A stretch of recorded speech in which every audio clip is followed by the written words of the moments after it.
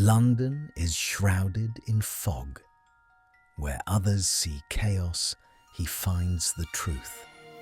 The legendary detective Sherlock Holmes is back. Welcome to the channel. Put on your headphones, like the video, and subscribe. Let's begin.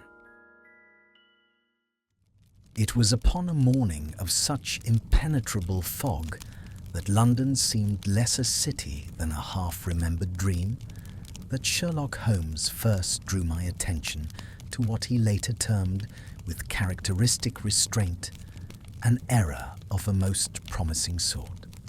I recall the hour distinctly, for the bells of St. Mary le Strand had only just tolled 9 when I entered our sitting room at Baker Street, to find Holmes already awake, dressed, and engaged in one of those periods of intense abstraction which always preceded some intellectual exertion of unusual delicacy. The fog pressed against the windows like a living thing, muting the clatter of hansom cabs and reducing the opposite houses to vague shadows. A thin fire burned in the grate, insufficient to dispel the chill that crept even into our bones. And upon the table lay a curious assortment of objects: a folded newspaper, a pair of gloves, a narrow glass vial stoppered with cork, and a letter whose seal had been broken and smoothed with deliberate care. "You are early, Holmes," said I, removing my coat and warming my hands. "One would think you had not slept." He did not look up. "On the contrary, my dear Watson, I slept admirably. Sleep is most restorative when one's mind has resolved to be idle. Unfortunately, it has now decided otherwise." He tapped the newspaper with a long forefinger. "You may find this of interest, or of no interest whatever. That distinction, I fear, has yet to be determined." I took up the paper and scanned the column he indicated. It was a brief notice, tucked away among reports of railway delays and parliamentary disputes. Sudden death in Bloomsbury. Yesterday evening, Mr. Edwin Harcourt, senior clerk at the Office of Colonial Accounts, was found deceased in his residence at Montague Place. Death is believed to have been due to natural causes. No suspicious circumstances are reported. "That is all?"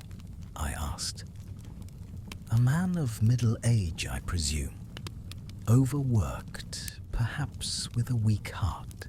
Such notices are common enough." Holmes smiled faintly, though his eyes remained intent upon the letter before him. "Common enough to be invisible. That, Watson, is precisely their advantage." He rose at last and began to pace the room, his hands clasped behind his back, his lean figure half lost in the swirling grey light. "Mr. Edwin Harcourt, 48 years of age, a widower of 8 years' standing, childless, punctual to a fault, and, until yesterday evening, in excellent health." I stared at him. "You appear to have conducted an investigation already." "Merely a conversation," he replied, "with a man who prides himself upon not noticing things." At this, he handed me the letter from the table. It was written in a neat, official hand and bore the heading of the Metropolitan Police. "Mr. Sherlock Holmes, sir. Your name has been mentioned to me by Inspector Lestrade in connection with cases where an apparent absence of mystery concealed a more complex truth. I should be grateful if you would attend at Montague Place this morning to advise whether any further inquiry is warranted in the matter of Mr. Edwin Harcourt's death. The attending physician reports no sign of violence, but there are certain minor discrepancies which, though likely insignificant, I would prefer not to disregard. Yours faithfully, Inspector Harold Finch." "Discrepancies?" I echoed. Holmes's eyes glittered. "A delicious word," It suggests that something fails to align without presuming that alignment was ever expected. Come, Watson, the fog will serve us well today. We set out shortly thereafter, descending into the thickened air of Baker Street, where pedestrians loomed suddenly from nothingness and vanished just as abruptly. The journey to Bloomsbury was slow and eerie, the streets muffled, the very horses seeming reluctant to advance. Holmes sat opposite me in the cab, silent now, his head bowed, his fingers steepled beneath his chin. At Montague Place, we found a row of respectable Georgian houses, their brick facades dulled by soot and moisture. Number 17 stood no different from its neighbours, save that its door stood ajar and a uniformed constable waited outside, his expression one of mild discomfort rather than alarm. Inspector Finch greeted us within. He was a man of moderate height and thinning hair, with a face that suggested conscientiousness rather than brilliance. "I appreciate your coming, Mr. Holmes," he said. "As I mentioned in my letter, the matter is likely straightforward, but, well, I have learned that straightforward matters sometimes conceal awkward truths." Holmes inclined his head. "An admirable principle. Pray proceed." We were shown into a modest parlour. The furniture was solid, unadorned, and arranged with almost excessive order. A small writing desk stood near the window, beside it a leather armchair. It was there that Mr. Harcourt had been found, seated upright, his head inclined slightly to one side, as though he had merely fallen asleep while reading. "There were papers on his lap," Finch explained. "Routine correspondence. No sign of distress. The doctor placed the time of death between 7 and 8 in the evening." "And the cause?" Holmes asked. "Heart failure. So says Dr. Milligan." Holmes walked slowly about the room, his gaze travelling from floor to ceiling, lingering upon the hearth, the desk, the shelves of neatly labelled files. He paused before the armchair. "May I?" he asked. Finch nodded, and Holmes bent close, examining the chair's arms, the carpet beneath, the faint indentation where a body had rested. He straightened suddenly. "Tell me, Inspector," he said, "was anything removed from this room after the death?" Finch hesitated. "Only personal effects. His housekeeper insisted upon clearing away." "Ah," said Holmes softly. "Insisted." He turned to me. "Watson, what do you make of this?" I examined the chair, the desk, the papers Finch had indicated. "It appears orderly, perhaps too much so. If a man died suddenly, one might expect some sign of disturbance." Holmes smiled approvingly. "Precisely. Disorder is often more honest than tidiness, but let us not be premature." We were then introduced to Mrs. Alden, the housekeeper, a thin woman with anxious eyes and a manner that oscillated between propriety and fear. She described Mr. Harcourt as a quiet, methodical gentleman given to routine and solitude. He had dined lightly, retired to the parlour with his correspondence, and been found an hour later when she brought tea. "Did he complain of feeling unwell?" Holmes asked. "No, sir, never a word. He was most particular about his health." "Indeed," Holmes murmured. "Most particular men rarely succumb without protest."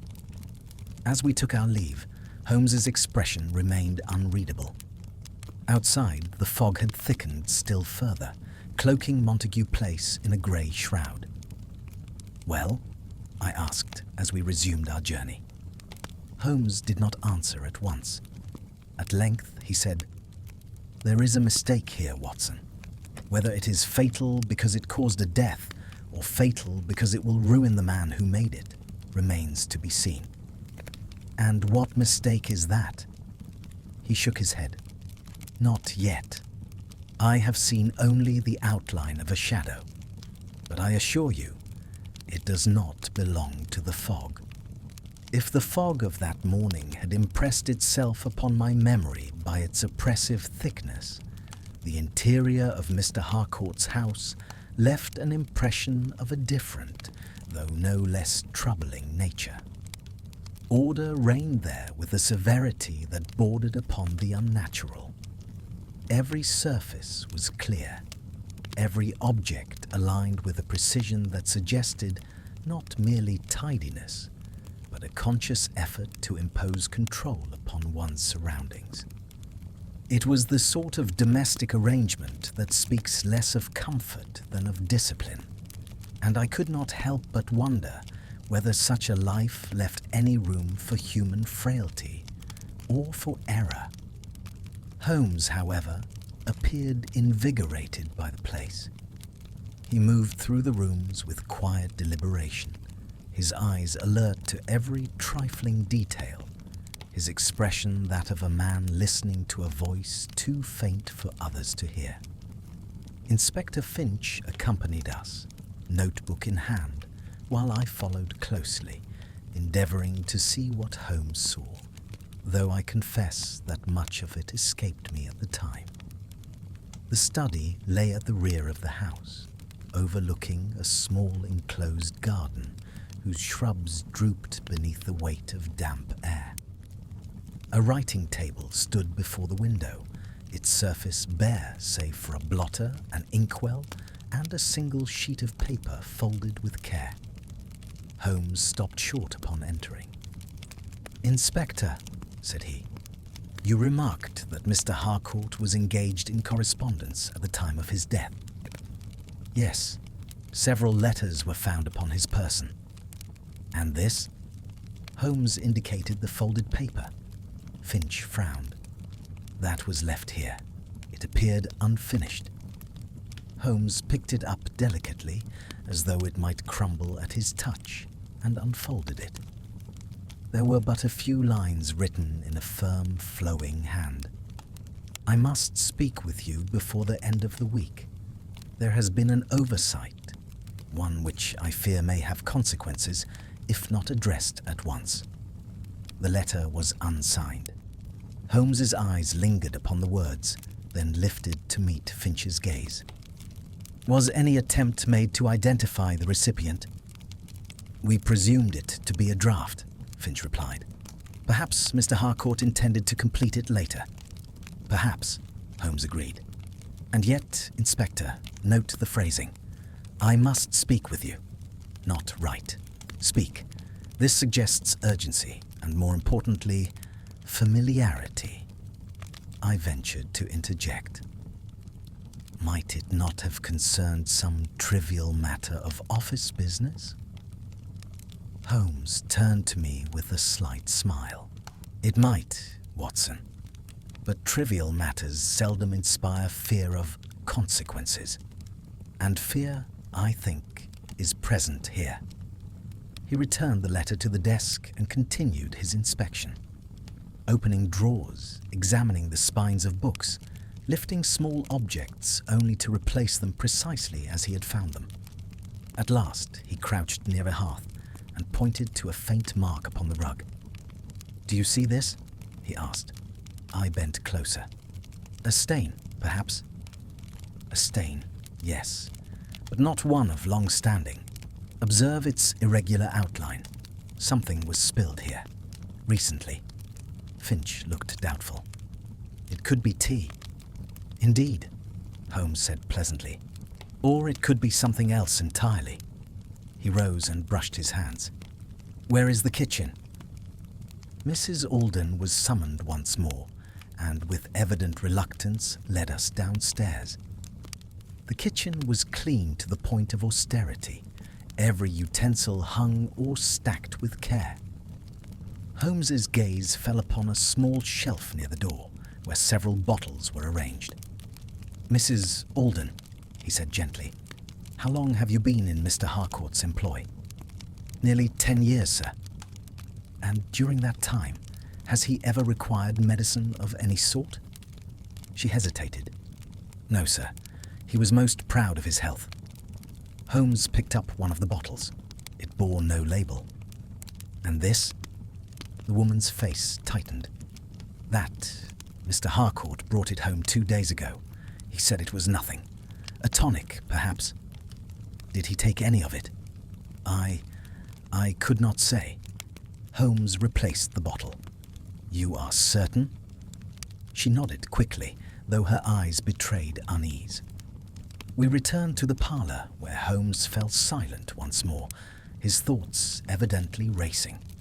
At length he spoke, more to himself than to us. A man who values order above all things, a sudden concern requiring personal conversation, an unlabelled bottle newly acquired, a stain hastily concealed, and a death pronounced natural with admirable efficiency. He turned sharply to Finch. Inspector, you say Dr. Milligan attended? Yes. He has been Mr. Harcourt's physician for years. Holmes's eyebrows rose. Years, you say? How very convenient. Finch bristled. Dr. Milligan is a respected man. I have no doubt, Holmes replied. Respectability is often the first refuge of complacency. As we prepared to leave, Holmes paused once more in the doorway of the study, his gaze lingering upon the folded letter. Watson, he said quietly, what strikes you most about that note? I considered. Its vagueness. It says much without saying anything definite. Just so, Holmes said. Vagueness is a form of caution, and caution in such circumstances is rarely without cause. Outside, the fog had begun to lift slightly, though the air remained heavy and damp. As we walked away from Montague Place, I felt a growing sense of unease. You believe this was murder, then? I asked. Holmes did not answer directly. I believe, Watson, that someone made a mistake. Whether Mr. Harcourt paid for it with his life, or whether his death merely exposed it, is a question we must now endeavour to answer. He quickened his pace. And I suspect we shall find that the most dangerous errors are not those made in haste, but those made in confidence. I was left to ponder his words, troubled by the thought that beneath the orderly surface of that quiet house lay a secret capable of unsettling far more than a single death. Holmes insisted that our next call be made without delay, and thus it was that, scarcely an hour after quitting Montague Place, we found ourselves threading our way through the thinning fog toward a narrow street off Russell Square, where Dr. Alfred Milligan maintained his practice. The neighbourhood bore the stamp of professional respectability. Neat terraces, polished door knockers, and brass plates that gleamed even beneath the subdued light of the late morning. It was precisely the sort of place where doubts were discouraged by appearances alone.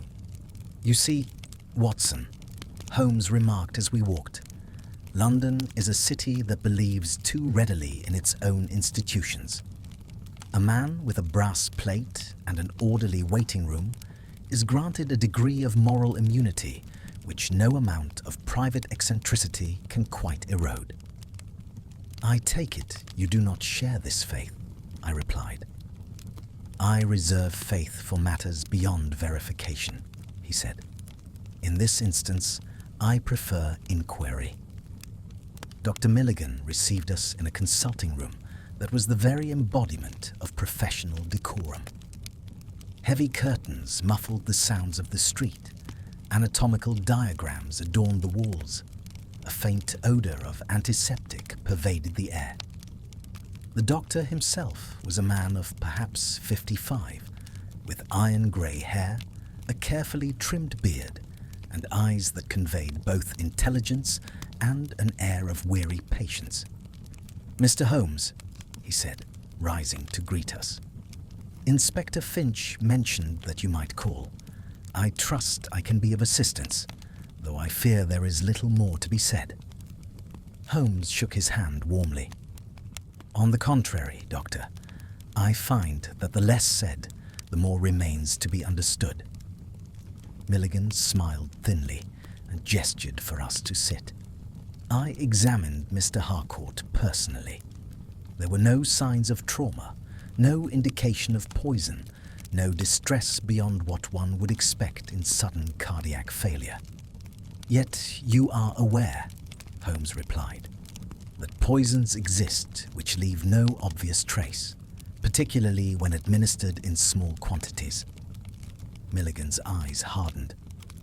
"I am aware of many things, Mr. Holmes, but I am also aware of the dangers of speculation. Mr. Harcourt had a family history of heart trouble." Holmes leaned forward. "Indeed? I was not informed of this." "It did not seem relevant," Milligan said coolly. "The cause of death was clear." Holmes said nothing at once. He took up a paperweight from the desk, turning it slowly in his fingers. "Doctor, how long had you attended Mr. Harcourt?" "Nearly 15 years. And in that time, had he ever suffered from cardiac complaints?" Milligan hesitated, only for a fraction of a second, but Holmes's gaze sharpened perceptibly. "Not severe ones," the doctor said at last. "Occasional palpitations, nothing unusual for a man of his age and profession." Holmes replaced the paperweight. "You did not prescribe him any medication recently?" "No." Holmes rose and began to pace the room, much as he had done at Baker Street. "Curious, then, that an unlabeled bottle should appear in his kitchen 2 days before his death." Milligan stiffened. "I know nothing of that." "Perhaps not," Holmes said mildly. "But you will forgive me if I find the coincidence striking." The doctor's voice grew sharper. "Mr. Holmes, are you suggesting impropriety?" "I am suggesting nothing," Holmes replied. "I am asking questions." Milligan folded his arms. "Then ask them plainly." Holmes stopped before him. "Very well. Did Mr. Harcourt consult you regarding any matter he wished to keep from his employers?" The doctor's eyes flickered. "No." "Did he express concern over a professional oversight?" "No." "Did he fear consequences?" Milligan's jaw tightened. "Mr. Holmes, I will not have my integrity questioned on the basis of vague conjecture." Holmes inclined his head. "As you wish." We took our leave shortly thereafter, the atmosphere having grown decidedly cool. Outside, I could not restrain my curiosity. "You do not trust him," I said. Holmes shook his head. "Trust is irrelevant. I observe, and I observed hesitation where confidence should reside. That proves nothing." "Quite so," Holmes agreed. "But it invites further attention." Our next destination lay across the city, in a warren of government buildings whose stone facades loomed sternly over the bustling streets. The Office of Colonial Accounts was housed in one such edifice, and it was there that Mr. Harcourt had spent the greater part of his waking life. We were admitted to a clerk's office where the air was thick with dust and the murmur of industrious scribbling. Mr. Percival Grant, a colleague of the deceased, received us with evident discomfort. "Harcourt," he said. "A tragedy, of course. A very diligent fellow. Too diligent, some might say." "Too diligent?" Holmes prompted. Grant shrugged. He was meticulous, insisted upon checking figures himself, even after others had approved them. It caused some irritation. "Did he ever discover errors?" Holmes asked. "Occasionally," Grant admitted. Nothing of consequence. Holmes's eyes narrowed. Nothing of consequence. Well, Grant hesitated. There was one matter, a discrepancy in certain shipping accounts. It was resolved. How? Grant cleared his throat. By adjustment. Holmes said nothing further, but I could see that this answer had struck some chord within him. As we departed, he turned to me. Adjustment, he murmured, a word that conceals more than it reveals. The day wore on as we followed one lead after another, each yielding fragments of information that refused to coalesce into a coherent whole. At last, as dusk began to fall and the lamps were lit along the streets, Holmes halted abruptly. "Watson," he said, "we are being shown exactly what someone wishes us to see." "And what is that?" "A picture of respectability so complete that it discourages inquiry. A dutiful clerk, a reputable physician, a resolved discrepancy. And yet, I urged. And yet, Holmes concluded, Mr. Harcourt wrote of an oversight he feared might have consequences. He acquired something he did not ordinarily require, and he died before he could speak. We returned to Baker Street in thoughtful silence. As Holmes lit his pipe and gazed into the fire, I sensed that the case, far from clarifying, had only deepened in complexity. "There is a fatal mistake here, Watson," he said at last. "But the question remains. Whose mistake was it?" The fire crackled softly, offering no answer, and I felt certain that whatever truth lay ahead would not be reached without further unsettling revelations. That evening at Baker Street passed in a manner familiar to me from many earlier investigations. Holmes sunk deep in his armchair, pipe in hand, his long fingers drumming an irregular rhythm upon the leather arm, while I sat opposite, ostensibly occupied with a medical journal, but in truth watching him with a mixture of admiration and impatience. The case of Mr. Harcourt had taken firm hold of my imagination. Its very restraint, the absence of violence, the calm assurances of officialdom, lent it an air of menace more unsettling than the bloodiest of crimes. Holmes broke the silence at last. "Watson," he said, "what impression did Mr. Grant leave upon you?" I considered. He seemed uneasy, not grief-stricken exactly, but anxious to conclude the matter. "Anxiety," Holmes observed, "is often mistaken for guilt, but it is equally often the product of fear. Fear of exposure, fear of implication, or fear of consequence. The difficulty lies in determining which." He rose and crossed to the mantelpiece, selecting a small notebook from among the scattered papers. "There is an assumption at work here, one so pervasive that it blinds even the cautious, namely, that Mr. Harcourt's death was the beginning of the affair. I am increasingly inclined to believe that it was merely the interruption of it." "You believe the true matter lies earlier?" I asked. "Much earlier," he replied, "and possibly far removed from Montague Place."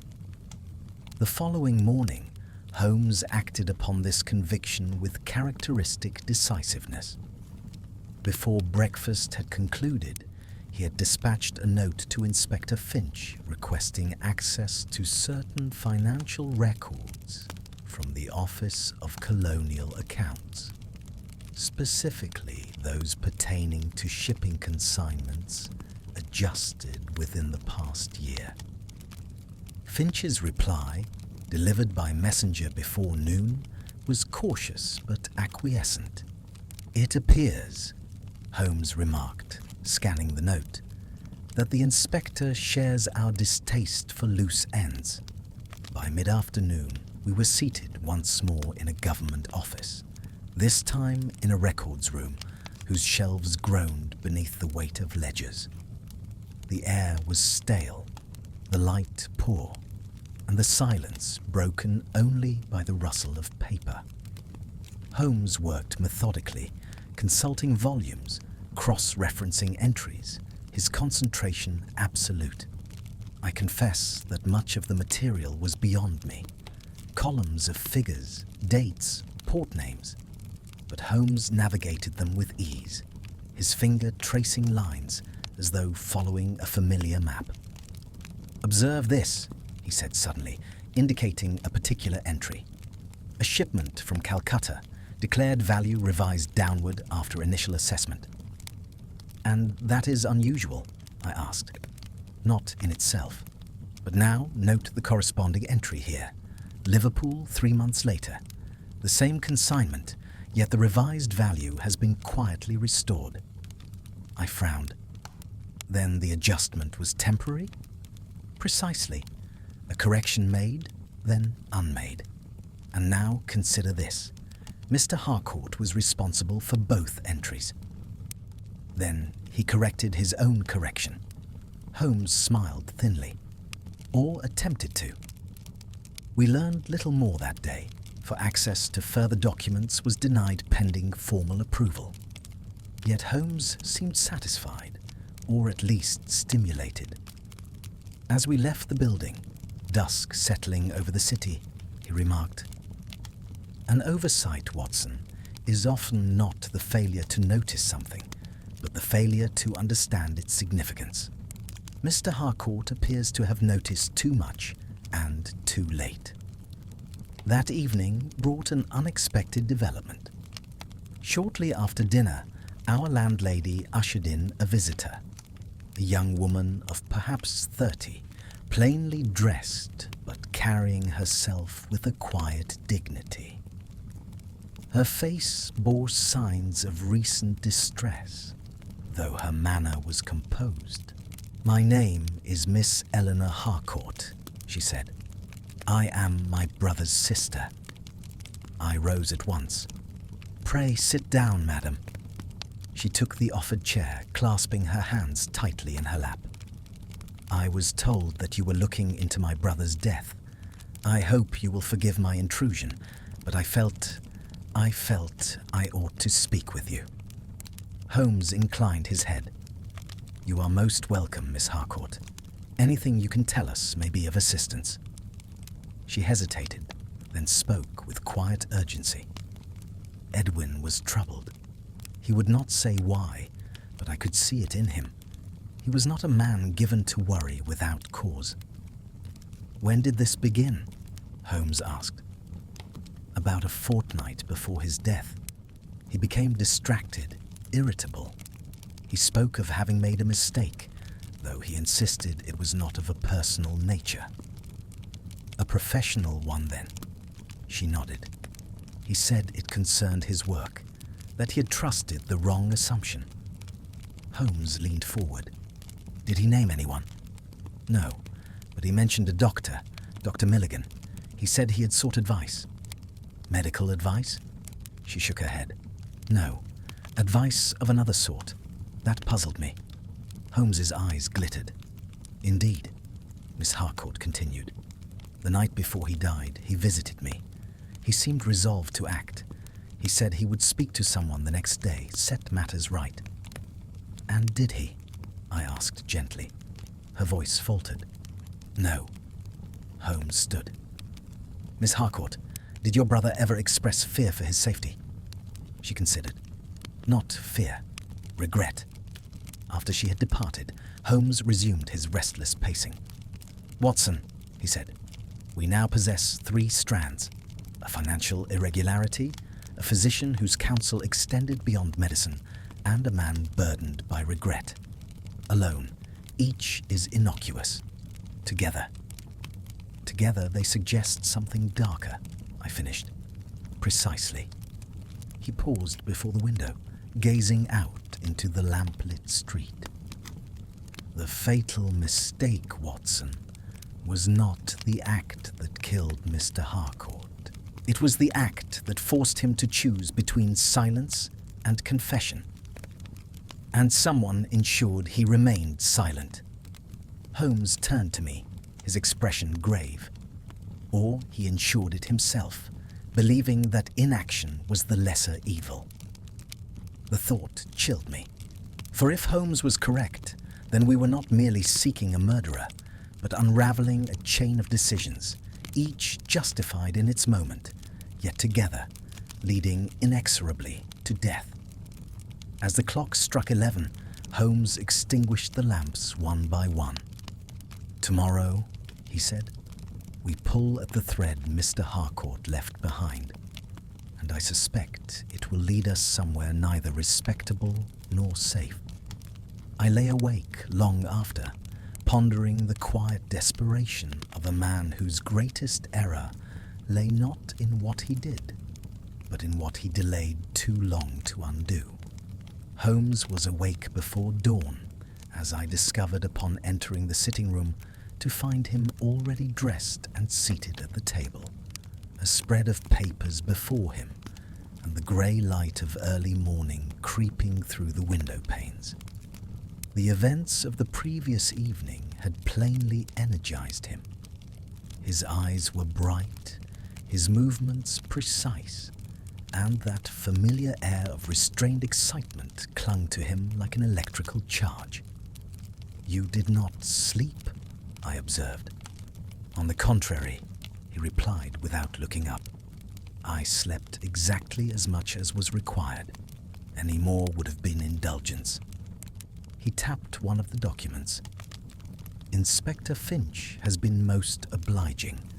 These arrived by messenger shortly after midnight." I sat opposite him and examined the papers. They were copies of shipping manifests, financial summaries, and correspondence. Dry, bureaucratic material, yet Holmes handled them with the reverence of a scholar examining a rare manuscript. "Observe the pattern, Watson," he said. "Not the figures themselves, that would be too obvious, but the manner in which they change." He pointed to a column of numbers. "This consignment from Calcutta, declared value initially high, then, upon review, reduced by nearly 15%. 3 months later, restored. And here, another shipment, similar pattern, and another." I frowned. Why reduce them at all if they were later restored? "An excellent question," Holmes said approvingly. "One which suggests that the reductions served a temporary purpose." "And that purpose?" I pressed. Holmes leaned back. "Imagine, Watson, a set of accounts temporarily altered to achieve a specific outcome, perhaps to mask an overextension elsewhere, or to satisfy an audit. Once the danger has passed, the figures are quietly corrected. No permanent loss, no obvious fraud, merely a sleight of hand." "But such manipulation would still be improper," I said. "Improper, yes. Criminal? That depends upon intent and consequence." He paused. "Now consider Mr. Harcourt, a man meticulous by nature, suddenly party to such adjustments. At first, perhaps, he rationalizes them as harmless expedients. But then something goes wrong," I ventured. "Precisely. Something he cannot correct without exposing the earlier deceit." Holmes rose and began pacing. "Mr. Grant spoke of an adjustment as though it were a minor inconvenience. Yet adjustments made once are more easily made again, and again, until the original truth becomes inconvenient." At that moment, there came a knock at the door. Mrs. Hudson ushered in Inspector Finch, whose expression suggested a man not entirely at ease with the task he had undertaken. "I trust I am not intruding," he said. "On the contrary," Holmes replied. "You arrive at precisely the right moment." Finch seated himself, glancing at the papers. "I've done some inquiries of my own," he said. Mr. Grant is not the only one who worked closely with Harcourt. There was another, Mr. Lionel Brooke, a junior clerk. He left the office abruptly last month. Dismissed? Holmes asked. No, resigned. Cited ill health. Holmes's eyebrows rose. How convenient. Finch continued. He has since taken lodgings in Camden Town. Lives quietly. No trouble. Yet, Holmes said softly, he may possess something more troublesome than poor health. Inspector, would you be so kind as to arrange an introduction? Finch hesitated. There's no evidence that he has committed a crime, Holmes finished. I am merely interested in his perspective. Reluctantly, Finch agreed, and by late morning we were making our way northward through streets less orderly than those of Bloomsbury. Camden Town presented a harsher aspect of London life. Narrower streets, crowded lodging houses, and a constant undertone of noise and movement. Mr. Brooke occupied a small room above a tobacconist's shop. He was a thin young man with nervous eyes and a manner that betrayed both intelligence and anxiety. At the sight of Inspector Finch, he grew visibly pale. I have done nothing wrong, he said at once. Holmes raised a calming hand. We are not here to accuse, Mr. Brooke, only to ask. Brooke's gaze flicked between us. Ask what? About Mr. Harcourt, Holmes said gently. Brooke swallowed. He was a good man. Was he? Holmes asked. Or merely a careful one? Brooke flinched. He was careful. Too careful, perhaps. Holmes seated himself. Tell me about the adjustments. The young man's composure cracked. I knew it, he whispered. I knew it would come out. Come out how? I asked. Brooke wrung his hands. The figures, they were altered, not by me. By order, I was told it was temporary. By whom? Holmes pressed. Brooke hesitated. Mr. Grant. And Dr. Milligan. I started. The physician? Brooke nodded miserably. He advised on the matter, said it was necessary to avoid a larger scandal, that no one would be harmed. Holmes's eyes were intent. And did you believe him? At first, Brooke said. But then I saw the patterns. The adjustments weren't being reversed cleanly. Small sums were disappearing. And you spoke to Mr. Harcourt? Yes. He was troubled. He said he had trusted Milligan's judgment. That was his mistake. Holmes leaned forward. And yours? Brooke's voice shook. I resigned. I could not be part of it. I thought, if I removed myself, that the matter would resolve itself. Holmes finished quietly. Brooke nodded. I was wrong. Indeed, Holmes said. Mistakes compound when left unattended. As we left Camden Town, Holmes was silent, his face set in grim lines. Watson, he said at last, we are approaching dangerous ground. Financial impropriety, medical counsel misapplied, and a man who realized too late that his trust had been misplaced. And Dr. Milligan? I asked. Holmes's mouth tightened. A man accustomed to authority. Such men rarely forgive exposure. The fog had returned by the time we reached Baker Street, curled through the streets like a living thing. As Holmes lit his pipe, I felt a growing sense of foreboding. The oversight Mr. Harcourt feared, Holmes said slowly, was not merely an error in figures. It was an error in judgment, believing that a temporary deception could remain temporary. And that mistake proved fatal. Holmes looked at me gravely. Not yet proven, Watson, but we are closer than the fog would have us believe. He turned toward the window, watching the street below. The question now is not who made the mistake, but but who ensured that Mr. Harcourt could never correct it. And with that unresolved thought hanging heavily in the air, the case pressed onward, darker and more perilous with every step. The revelations drawn from Mr. Lionel Brooke weighed heavily upon my mind as we returned once more to Baker Street. The pattern, once glimpsed, refused to retreat into obscurity.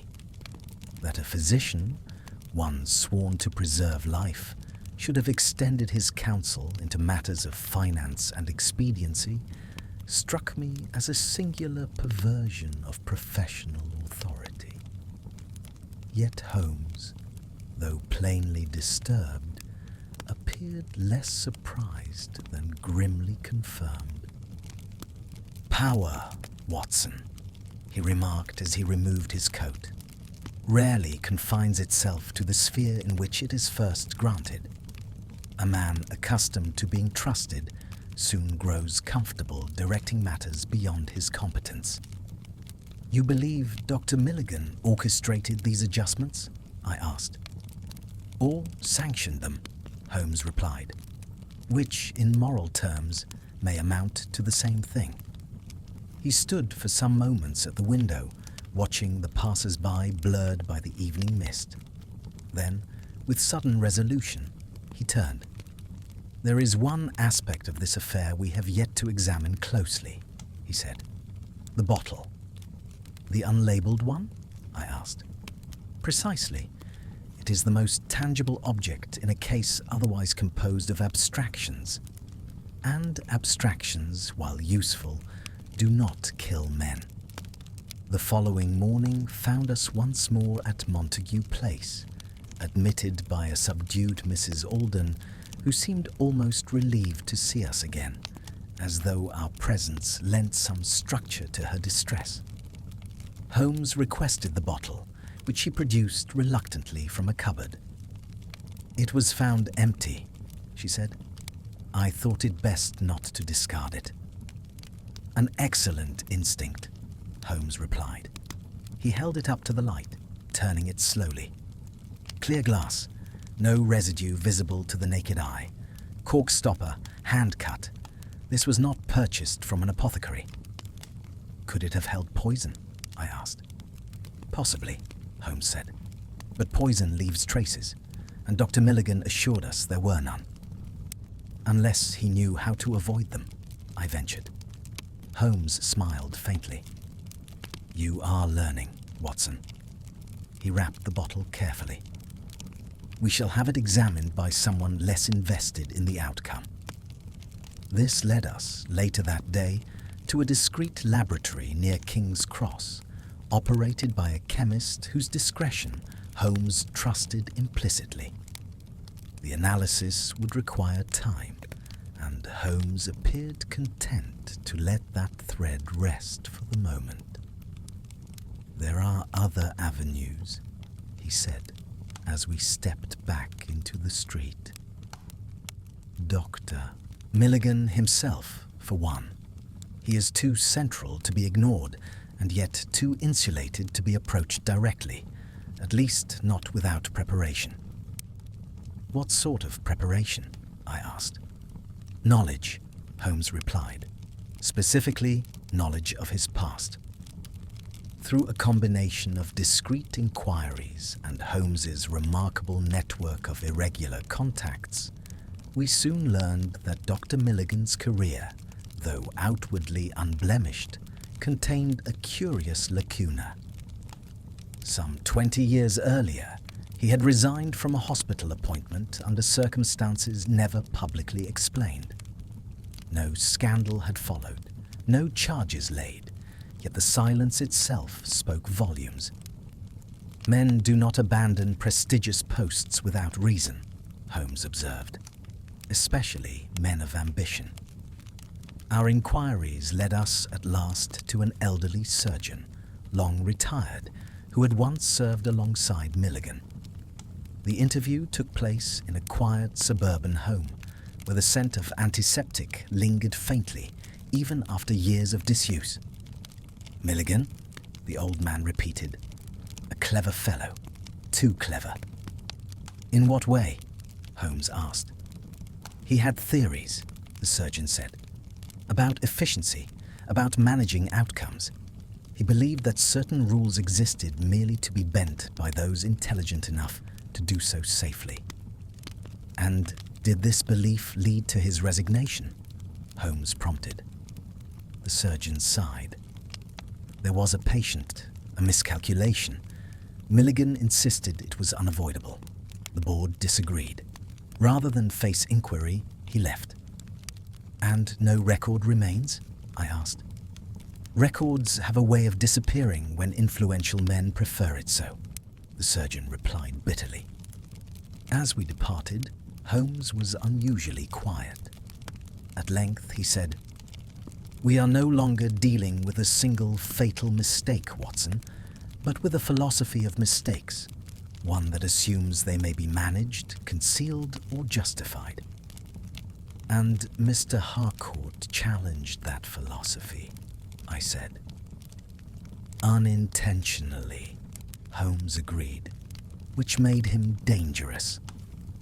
That evening brought with it a development both alarming and clarifying.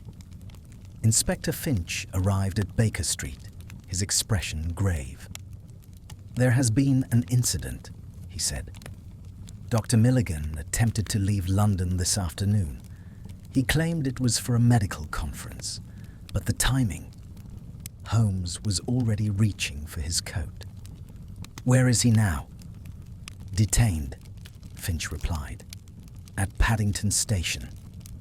We hurried through the darkening streets, the urgency of the moment lending speed to our steps. At the station, amid the hiss of steam and the bustle of travellers, we found Dr. Milligan seated in a small office, his composure strained but intact. "I assume this is your doing," he said coolly upon seeing Holmes. "On the contrary," Holmes replied, "it is the natural consequence of unresolved questions." Milligan's eyes flicked to Finch. "Am I under arrest?" "Not yet," Finch said, "but I would advise cooperation." Holmes studied the doctor intently. "You advised Mr. Harcourt, did you not?" Milligan stiffened. "I gave him counsel, yes, at his request." "Counsel which extended beyond health." Milligan hesitated. He sought perspective. "On a professional oversight," Holmes pressed. "An adjustment which had ceased to be harmless." Milligan's voice hardened. "I told him the truth, that exposing the matter would cause more harm than good." "And when he resolved to speak regardless?" Holmes asked quietly. Milligan's composure faltered for the first time. "He was mistaken." "Mistaken enough to die?" I could not help asking. Milligan said nothing. At that moment, Finch's constable entered with a message. The chemist's analysis had arrived. Holmes took the paper and read quickly. His expression did not change, but I saw his hand tighten. "The bottle contained digitalis," he said, "in a dosage sufficient to induce cardiac failure, yet difficult to detect post-mortem without specific suspicion." A murmur ran through the room. Milligan closed his eyes briefly.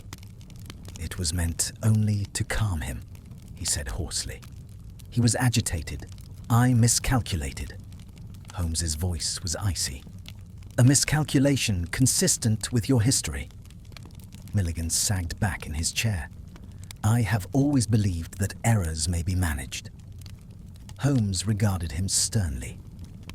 "And now, Doctor, you will learn that some mistakes are fatal, not because they are large, but because they are repeated."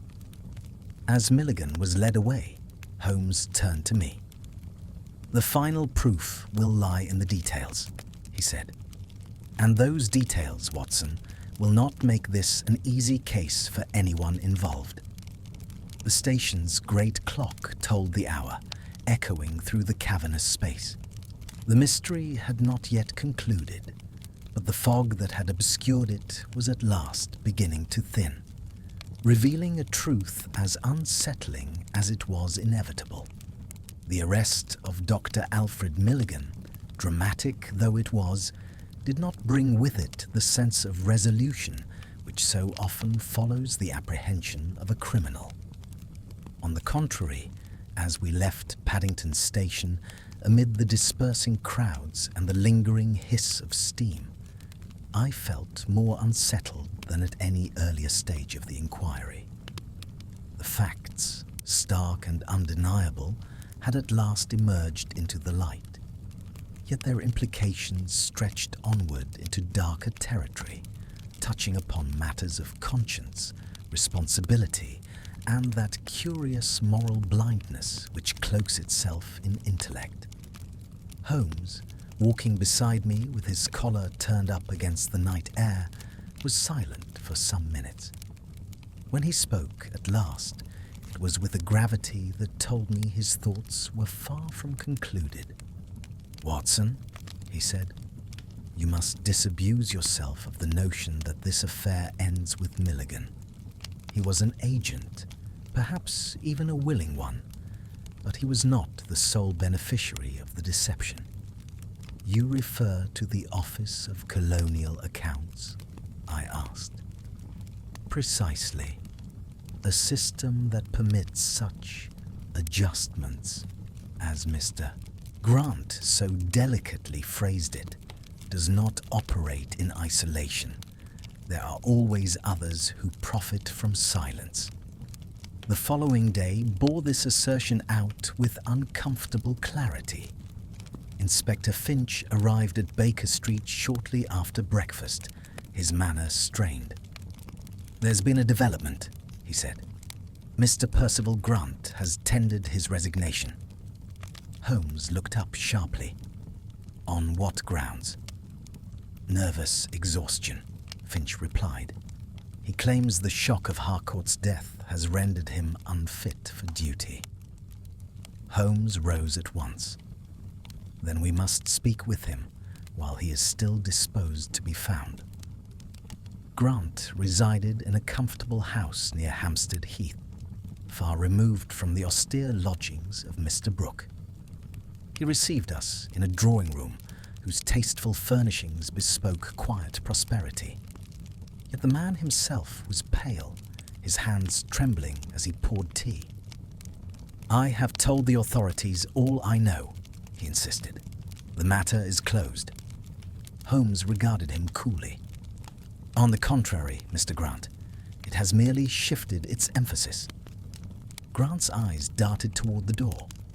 "I will not be made a scapegoat." "Scapegoats," Holmes replied, "are chosen precisely because they are expendable. You, sir, are not." Grant's composure cracked. "Harcourt was a fool," he burst out. "He lacked the courage of his convictions." "Or perhaps," Holmes said quietly, "he possessed too much of it." Grant sank back into his chair. "You do not understand the pressures, the expectations. A discrepancy of sufficient size would have triggered an inquiry. Careers would have been ruined." "And so you preferred a smaller, concealed wrong," Holmes said, "to a larger, exposed one." Grant stared at the floor. "We believed it temporary." Holmes's eyes hardened. "Belief is a poor substitute for accountability." Grant's voice dropped to a whisper.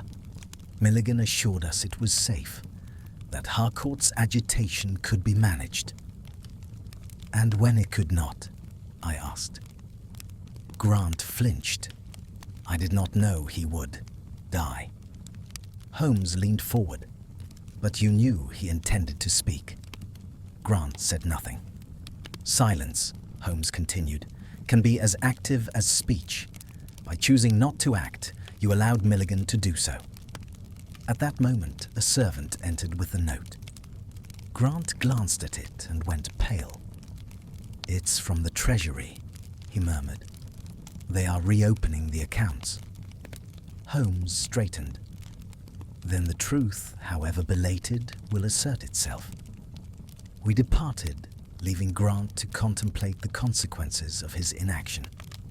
Outside, the late autumn sun cast long shadows across the heath, and I could not help reflecting upon the chain of decisions that had led us here, each small, each justified, each compounding the last. That evening, Holmes and I were summoned to Scotland Yard, where Milligan was being held. The doctor appeared diminished, the assurance that had once marked him replaced by a weary resignation. "I did not intend to kill him," he said, when Holmes confronted him. "I have said so repeatedly." "Intent," Holmes replied, "is not absolution." Milligan's voice trembled. "Harcourt was on the verge of collapse. I believed a mild sedative would calm him." "And you chose digitalis?" I asked. "It was effective," Milligan said defensively, "in controlled doses." Holmes's gaze was piercing. "You have built your life upon the assumption that you alone could control outcomes. That assumption has now destroyed you." Milligan bowed his head. "I made a mistake." "Yes," Holmes said, "and so did Mr. Harcourt. He trusted you." As we left the yard, Holmes was pensive. "Watson," he said, "there remains one troubling question. Why did Harcourt not go directly to the authorities the moment he realized the truth?" "Fear," I suggested. "Partly," Holmes agreed. "But fear of what? Exposure, ruin, or something more personal?" This question found an unexpected answer the following day, when Miss Eleanor Harcourt returned to Baker Street, her expression troubled. "I have found something," she said, producing a bundle of letters tied with ribbon. "They were hidden among my brother's effects." Holmes examined them carefully. They were correspondences between Edwin Harcourt and a shipping agent in Calcutta. Letters that spoke obliquely of delayed consignments, altered valuations, and pressure from unnamed superiors. "He was protecting someone," I said softly. "Yes," Holmes agreed. "Someone whose involvement would have magnified the scandal beyond endurance." Miss Harcourt's voice trembled. "He believed that by delaying, he could minimize the damage." Holmes closed the bundle. "A noble impulse, perhaps, but one founded upon the same fatal assumption as Milligan's, that consequences may be managed." As she departed, Holmes turned to me. "The tragedy, Watson, is not merely that a man died," he said. "It is that so many intelligent men convinced themselves that doing nothing was the safest course." Outside, the city moved on, indifferent to the moral reckonings unfolding within its walls. Yet I sensed that the final reckoning had not yet come. The machinery of truth, once set in motion, rarely stops where one expects, and the fatal mistake at the heart of this affair was still casting its long, unavoidable shadow.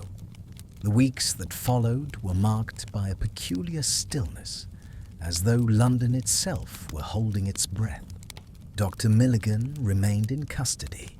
Mr. Grant's resignation rippled through the Office of Colonial Accounts, and rumours, those tireless messengers of half-truth, began to circulate in clubs and corridors alike. Yet for all this outward motion, Holmes was restless. I observed in him a dissatisfaction that I had come to recognize as the surest sign that a case was not yet complete. "The law," he remarked one evening as we sat by the fire, "is adept at assigning guilt. It is far less adept at assigning responsibility." "You believe responsibility lies elsewhere?" I asked.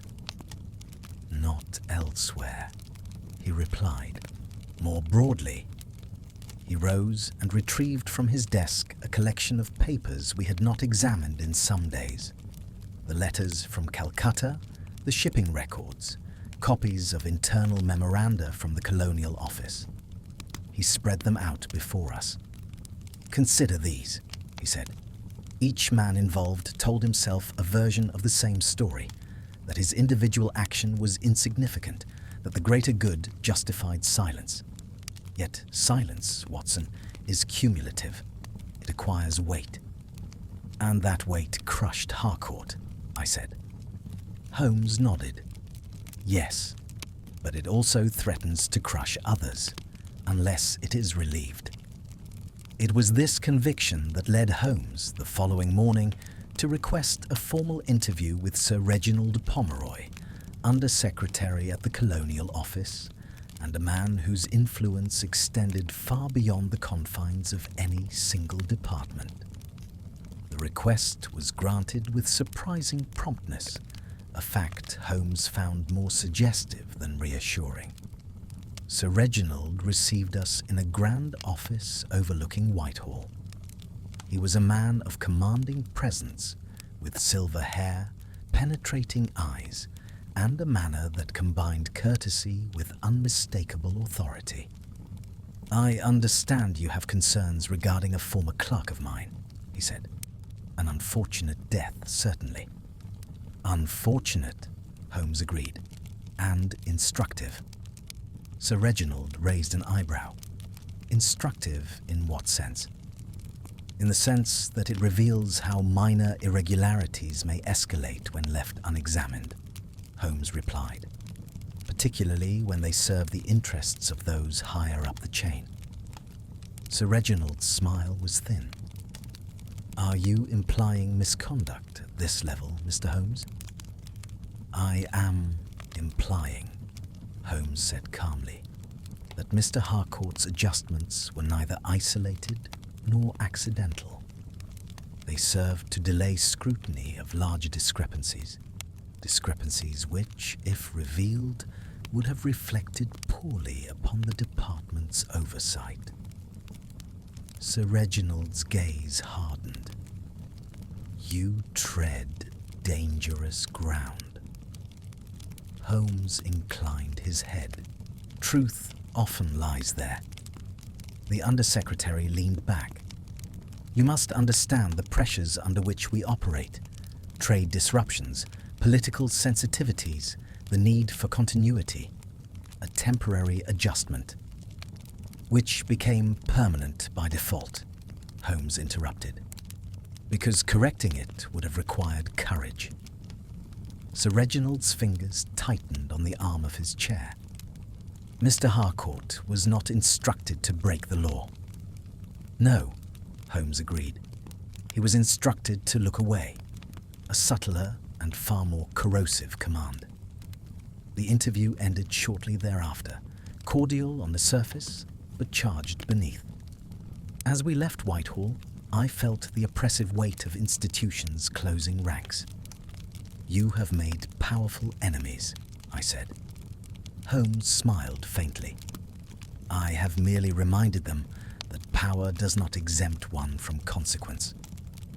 That evening brought a development which cast Mr. Harcourt's actions in an even more poignant light. Miss Harcourt arrived once more, bearing a small leather-bound journal. "I found this hidden behind a loose board in Edwin's study," she said. "I believe he intended it as a record, perhaps even as evidence." Holmes examined the journal with reverence. It contained careful entries, dated and precise, detailing Mr. Harcourt's growing unease with the adjustments he had sanctioned, his attempts to reverse them, and his fear of implicating innocent parties should he speak too soon. One entry, written only days before his death, arrested my attention. I see now that delay is itself a choice. In trying to shield others, I have merely multiplied the harm. Tomorrow I will speak, whatever the cost. Holmes closed the journal slowly. "There," he said softly, "is the fatal mistake in its purest form, not the act of wrongdoing, but the belief that one may postpone justice without consequence." The journal was delivered to Inspector Finch, who, to his credit, ensured it reached the appropriate authorities. An official inquiry was announced shortly thereafter, its scope broad enough to unsettle many who had previously felt secure. Yet even as the machinery of accountability creaked into motion, Holmes remained uneasy. "Something troubles you still," I observed. "Yes," he said. "Milligan's confession was too convenient." "You doubt his guilt?" I asked, startled. "No, I doubt his solitude in it." This doubt was soon justified. A report arrived from the chemist who had analyzed the bottle, noting that while digitalis had indeed been present, the preparation bore signs of having been compounded by more than one hand. "Two distinct methods," Holmes explained. "One crude, one precise. Milligan provided the knowledge. Someone else assisted in the execution." "And who?" I asked. Holmes's eyes were intent. "That, Watson, is the question which remains unanswered." The answer began to emerge through an unexpected channel. One evening, as Holmes and I prepared to retire, a knock sounded at the door. Mrs. Hudson admitted a man whose appearance was so altered by fear and exhaustion that I scarcely recognized him as Lionel Brooke. "I cannot bear it any longer," he said hoarsely. "I must tell you everything." Holmes seated him at once. "You have already told us much." "Not all," Brooke said. "There was another, Mr. Selwyn from Treasury Oversight. He pressured Milligan, said Harcourt was becoming dangerous." Holmes's face darkened. "So the pressure descended from above as well as below?" Brooke nodded. "Milligan was afraid, not of Harcourt, but of Selwyn." "And Selwyn feared exposure," I said. "Yes," Brooke replied, "and he believed a frightened man would accept a solution." Holmes rose. "Then the fatal mistake was not merely one man's misjudgment, but a collective failure, culminating in an act none wished to own." As Brooke departed, Holmes stood long in silence. "This," he said at last, "is the most insidious form of crime, Watson. One in which no one believes himself a villain." Outside, the fog had returned, rolling through the streets as it had on the morning of Mr. Harcourt's death. Yet now I felt it could no longer conceal the truth. Too many voices had spoken, too many silences had been broken. And still, the final reckoning lay ahead. The name Selwyn lingered in my thoughts long after Lionel Brooke had taken his leave, slipping back into the London night with the furtive haste of a man who has unburdened himself only to realize how exposed such honesty makes him. Holmes, however, appeared invigorated by the revelation. Where uncertainty had troubled him before, a grim clarity now asserted itself. "Pressure from above," he repeated softly, as though testing the phrase for balance. "Yes, that completes the mechanism." "You believe Selwyn to be the instigator?" I asked. "I believe him to be one of several," Holmes replied. "But unlike Milligan, whose vanity betrayed him, Selwyn has thus far remained invisible. And invisible men, Watson, are the most dangerous." We spent the next 2 days in what I can only describe as deliberate obscurity. Holmes made no public moves, sent no inquiries through official channels, and even declined Inspector Finch's request for an update. Instead, he immersed himself in a meticulous reconstruction of Selwyn's professional history, drawing upon records, personal contacts, and those curious informal sources that seemed to materialize whenever Holmes required them. Mr. Arthur Selwyn, we learned, was a senior auditor attached to the Treasury, a man whose responsibility it was to ensure that departmental accounts adhered to both letter and spirit of the law. His reputation was one of ruthless efficiency. He had exposed several minor scandals early in his career and had since cultivated an image of incorruptibility. Yet this very image, Holmes suggested, concealed a more troubling truth. Men who build reputations upon moral rigor, Holmes observed, often do so because they cannot afford ambiguity, and ambiguity, when it arises, must be eliminated. You think Selwyn discovered the discrepancy and sought to suppress it? I asked. Not suppress, Holmes corrected. Control. There is a distinction. On the third morning, Holmes judged the moment ripe for direct engagement. He dispatched a message requesting an interview with Selwyn, framing it not as an accusation, but as a consultation. The reply was prompt and courteous, suggesting that Selwyn, confident in his position, saw no reason for caution. We were received that afternoon in a stark office near Westminster, whose severe furnishings reflected its occupant's temperament. Selwyn was a tall man, lean to the point of gauntness, with sharp features and eyes that missed little. "Mr. Holmes," he said, rising, "I am familiar with your reputation. I trust this meeting will be brief." "That depends," Holmes replied smoothly, "upon the answers to a few questions." Selwyn gestured for us to sit. "Proceed." "You were aware," Holmes began, "of certain discrepancies in the Colonial Office accounts some months ago." Selwyn's expression did not change. "I was aware of irregularities. They were addressed." "Addressed," Holmes echoed. "Or deferred?" Selwyn's eyes narrowed. "You are venturing beyond your remit." "My remit," Holmes said calmly, "is truth. And the truth is that Mr. Harcourt discovered that these irregularities were not resolved, merely concealed." Selwyn leaned forward. "Mr. Harcourt was a clerk. He lacked the full picture." "And yet," Holmes continued, "he was prepared to speak." A flicker of something, anger perhaps, crossed Selwyn's face. "Prepared to cause untold damage, you mean?" "Prepared to accept responsibility," Holmes corrected. Selwyn laughed shortly. "Responsibility is a luxury afforded only to those without power." "Or," Holmes said softly, "to those with conscience." The air in the room grew tense. Selwyn rose and walked to the window, his back to us. "You accuse me of something," he said. "State it plainly."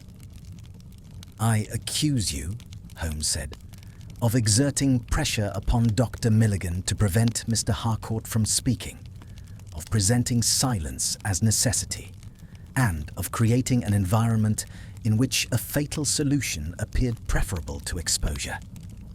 Selwyn turned sharply. "I did not instruct anyone to kill Harcourt." "No," Holmes agreed. "You merely defined the outcome you required and allowed others to determine the means."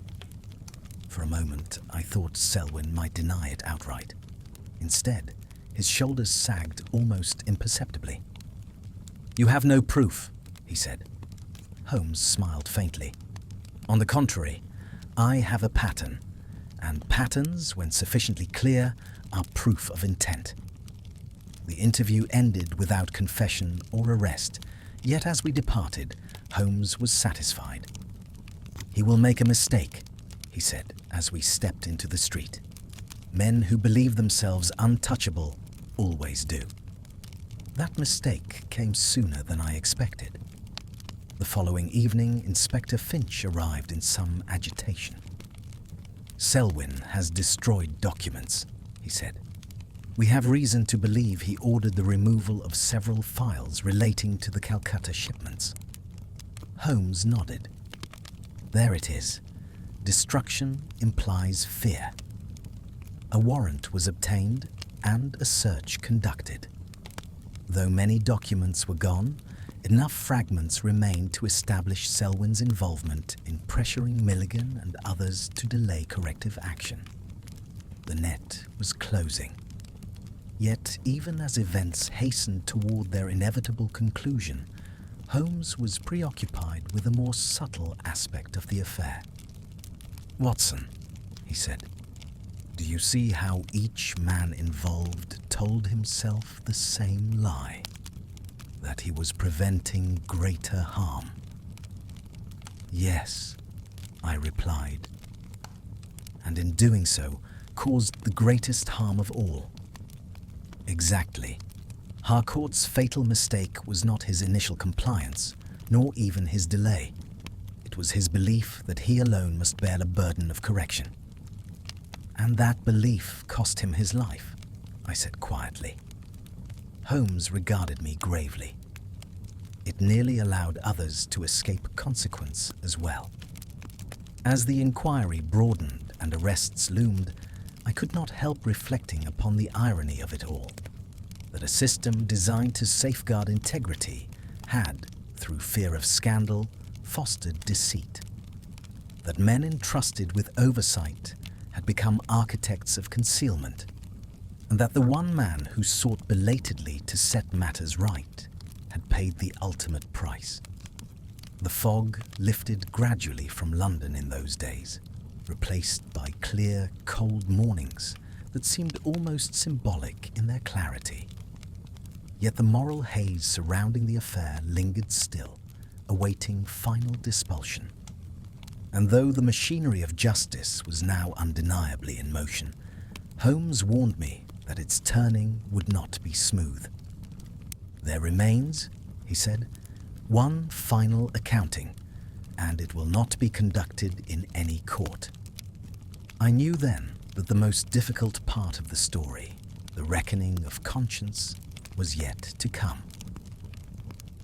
If justice were a purely mechanical affair, the exposure of Arthur Selwyn's actions would have marked the natural end of the case. Warrants were issued, inquiries expanded, and the machinery of government, so often sluggish, began at last to grind with a terrible efficiency.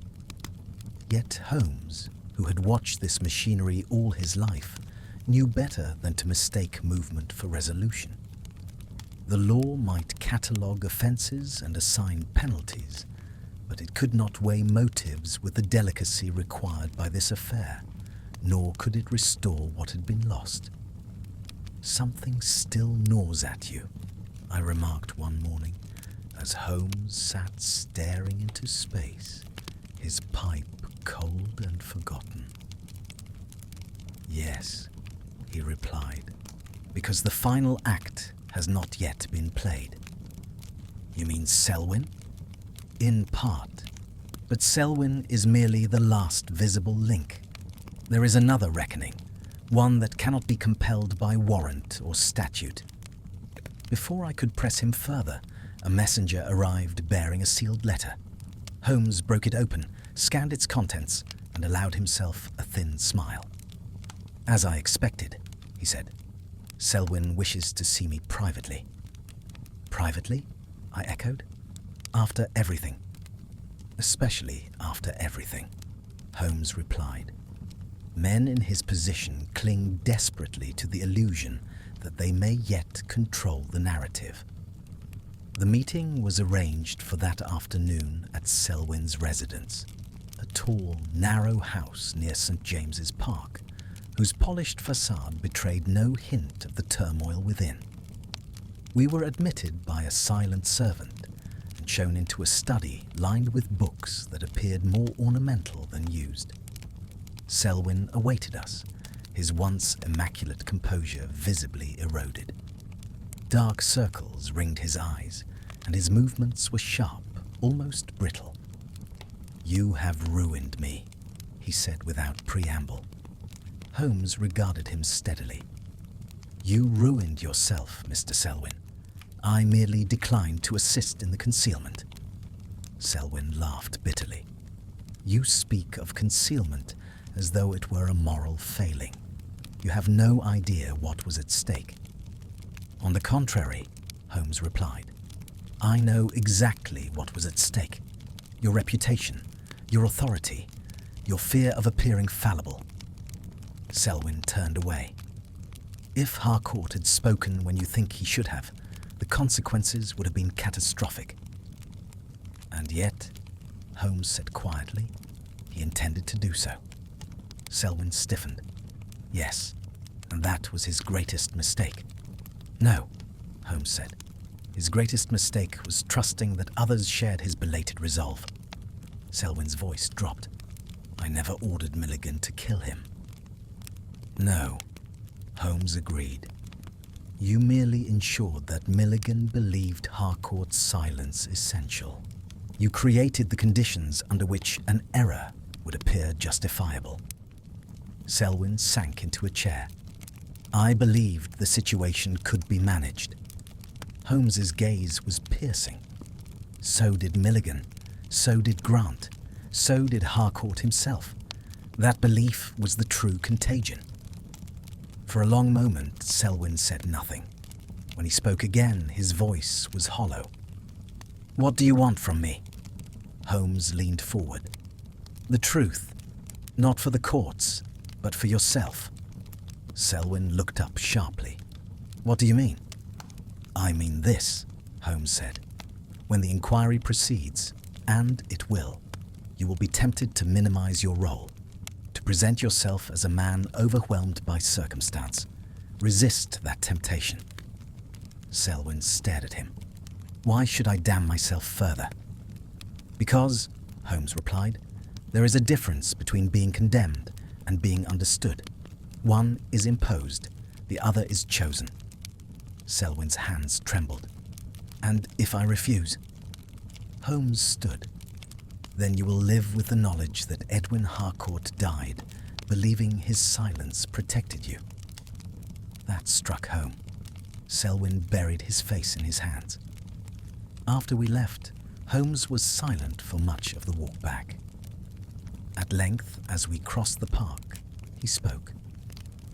There, he said, is the last accounting. Whether Selwyn accepts it remains to be seen. That evening, Holmes asked me to retrieve Mr. Harcourt's journal from the safe where Inspector Finch had secured it. When I returned, Holmes read again the final entries, his expression unreadable.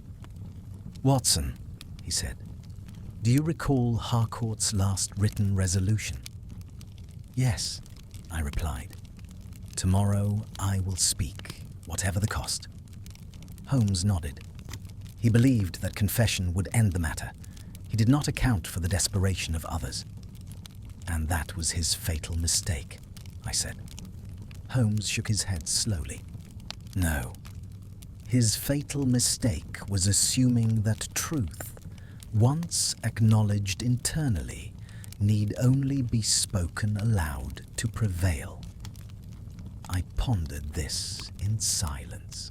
The following day brought news that Selwyn had submitted a full written statement to the inquiry, detailing his role in delaying exposure and pressuring Milligan.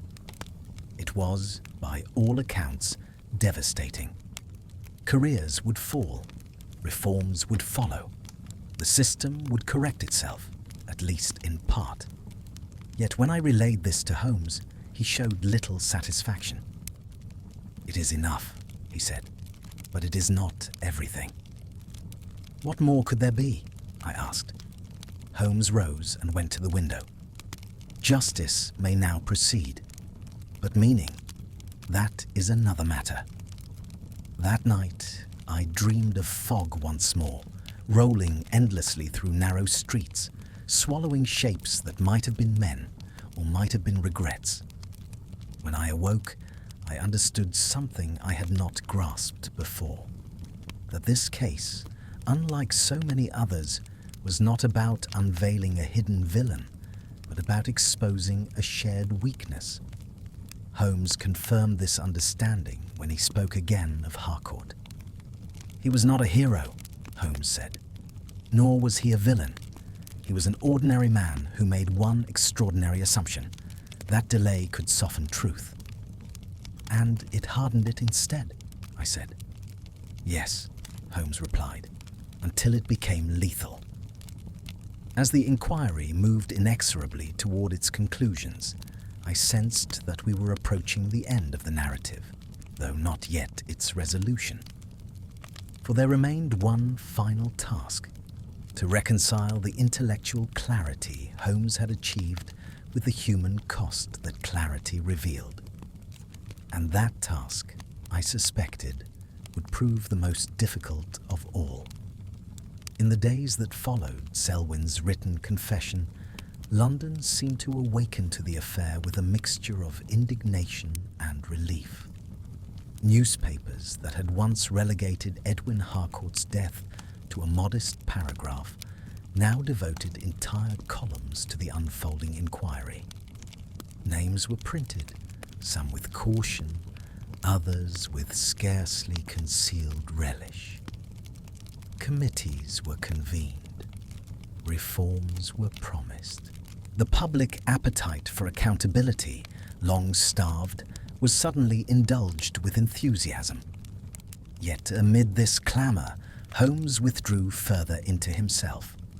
It was not indifference, of that I was certain, but something closer to melancholy. I had seen him in similar moods after cases involving cruelty or betrayal, when the intellectual triumph was overshadowed by a deeper unease. "You look as though you have lost something," I said to him one evening as he stood gazing into the fire. "I have," he replied quietly. "An illusion." "And what illusion is that?" "That exposure is equivalent to restoration," he said. "In this case, nothing is restored." I could not dispute it. Edwin Harcourt remained dead. His sister remained bereaved. And though the men whose decisions had contributed to his end now faced judgment, their reckoning did not resurrect the life extinguished by their caution and cowardice. It was perhaps for this reason that Holmes insisted we visit Miss Eleanor Harcourt once more. She had withdrawn from London society, taking rooms in a quieter part of the city, where the noise of scandal reached her only as a distant murmur. She received us with dignity, though I could see that grief had left its mark upon her. Holmes spoke with rare gentleness, explaining the progress of the inquiry and Selwyn's confession. "So, it is finished," she said softly. "In one sense," Holmes replied. "In another, it will never be finished." She studied him intently. "You believe my brother made a mistake?" "Yes," Holmes said, "but not the one the world will remember." She smiled sadly. "Edwin always believed that if one acted honourably enough, others would follow." "And that belief cost him dearly," I said. Holmes shook his head. "No, Watson. It cost him his life, but it was not dishonourable. It was incomplete." Miss Harcourt looked puzzled. Holmes continued. "Your brother recognized the truth, but he underestimated the resistance it would provoke. He assumed that reason alone would prevail. And it did not," she said.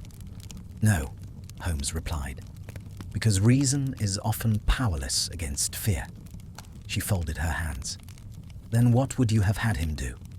Holmes hesitated, a rare occurrence. "I would have had him act sooner, and not alone." She nodded slowly. Edwin was always solitary, even in his virtues. As we took our leave, I sensed that Holmes had sought this meeting not merely to inform, but to atone. Whether he succeeded, I could not say. That same week, Dr. Milligan was formally charged with manslaughter.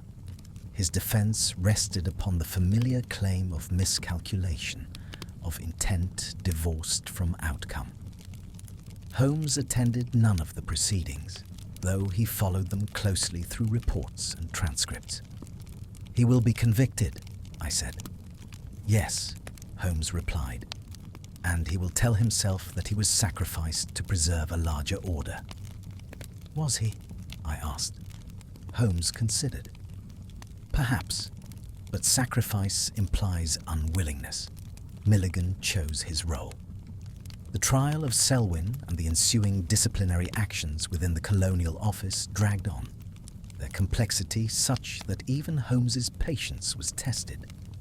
Yet amidst this protracted reckoning, one final detail emerged, small, easily overlooked, yet profoundly illuminating. Inspector Finch brought it to us one afternoon. "We found a memorandum," he said, "drafted by Harcourt, never sent." Holmes took the paper and read it carefully. It was brief, written in the same precise hand as the journal entries. "I see now that to delay is to decide. I have chosen delay too often, believing it neutral. It is not. It is an act, and one that binds me to the consequences of others." Holmes handed the memorandum back slowly. "There," he said, "is the true resolution of the case. Not the exposure of a villain, but the recognition of complicity." "And that," I said, "is something no court can adjudicate." "Precisely," Holmes replied, "which is why this case will trouble me long after the law has finished with it." In the weeks that followed, the fog that had so persistently haunted London finally lifted, replaced by crisp winter mornings that revealed the city in sharp relief. Life resumed its habitual rhythms. New scandals displaced old ones. And yet, for me at least, the memory of Edwin Harcourt lingered with unusual clarity. One evening, as Holmes and I sat together in our familiar chairs, I ventured to ask the question that had long troubled me. "Holmes," I said, "do you believe this could have ended differently?" He did not answer at once. When he did, his voice was subdued. "Yes," he said, "but not easily. It would have required courage from many, not just one." "And if Harcourt had acted sooner?" I pressed. "Then perhaps he would still be alive," Holmes said. "Or perhaps another would have taken his place. Systems resist correction with remarkable tenacity." I reflected upon this in silence. The idea that virtue alone was insufficient, that it required timing, allies, and resolve, was a sobering one. Holmes rose and began to tidy the papers on his desk, a sure sign that the case, at least in its active form, had concluded. "Watson," he said, "you will write this up, no doubt." "Yes," I replied, though I am uncertain how to frame it.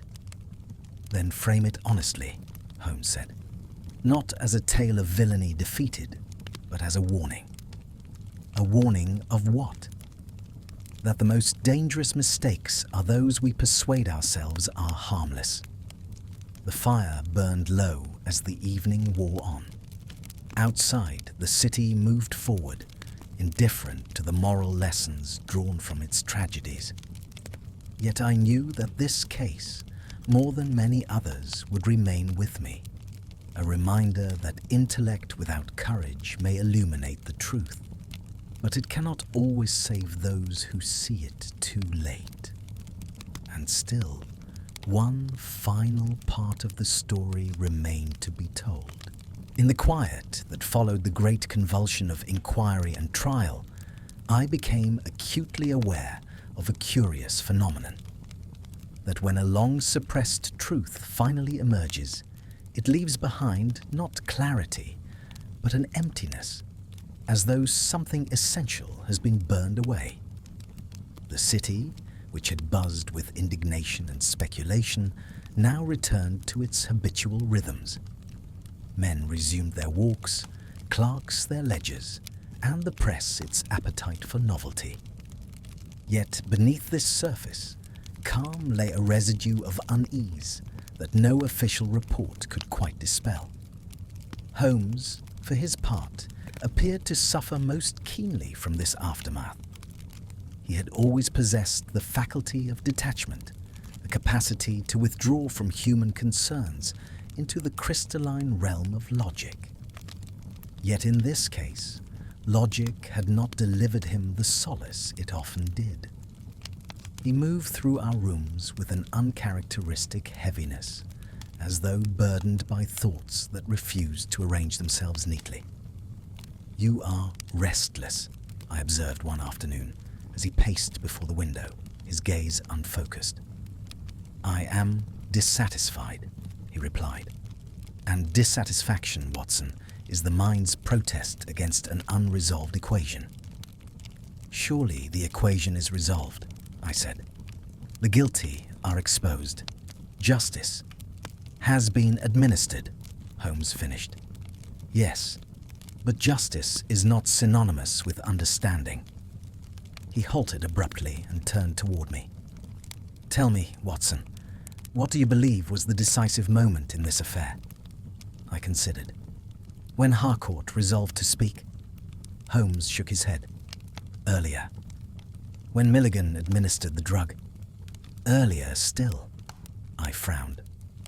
"Then when the accounts were first adjusted?" Holmes nodded. "There. That is the moment which interests me most." He resumed his pacing. "An alteration made with the belief that it would be temporary.